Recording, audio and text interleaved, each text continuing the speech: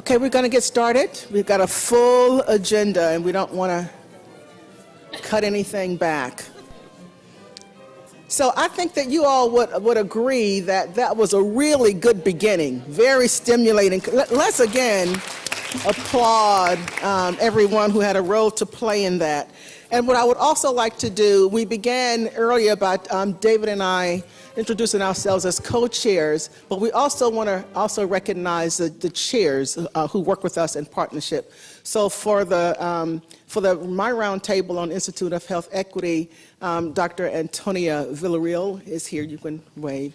And for Population Health, George Isham. Is George? There he is. So we so appreciate all of this work that we do together. So now it's time to talk about the actual application of some of this. And I'm very pleased to turn this moderation over to Mary Pittman. Mary Pittman is a colleague that we work with a lot at PolicyLink. And she is the president and CEO of the Public Health Institute and is a member of the Roundtable on Population Health Improvement.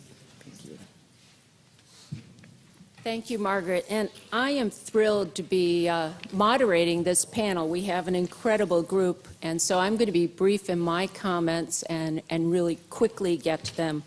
I just want to outline the objective for this panel, and that is to highlight the lessons that could be adapted to a broader movement for health and health equity, and then to discuss the challenges and identify potential solutions.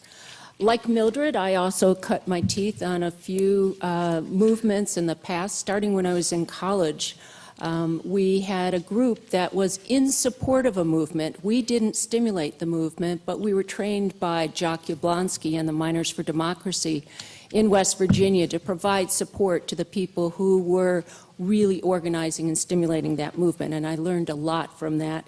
That carried over into some of my work in the women's movement and the healthy communities movement, which is what's really germane to the conversations that we're having today. At our last session, I want to connect some dots from the Population Roundtable. We heard from several people, including Connie Mitchell, who's here with us today, and Linda Rudolph, about health in all policies. And in California, we have a new Office of Health Equity, and the health in all policies work sits inside that new office.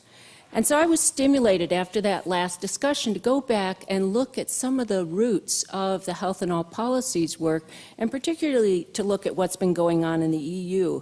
And I want to say that there is a movement that has been going on bringing health and health equity together for a long time, particularly in the EU. And they have identified as one of the fundamental values of their health strategy, health equity. It's central to all of the work that they have outlined in their goals for the EU for 2008 to 2013, which was outlined in a European Commission paper. And they have identified that the social conditions are linked to the existence of avoidable social inequalities in health.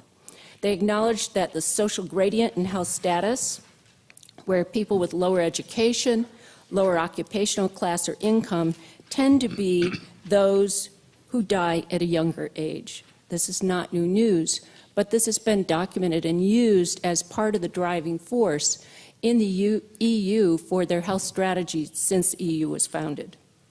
They also recognize that health inequalities have an important gender dimension, and that's something I don't want us to forget.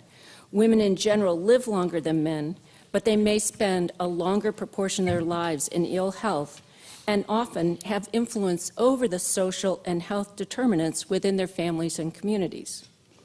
They also realize that policies aimed at equity and health contribute to better economic development. So I mention these just to keep in mind that while we're looking at a health movement in the U.S. that combines health and equity, we need to be taking a look outside the U.S. for some of the examples and lessons that have already been learned there.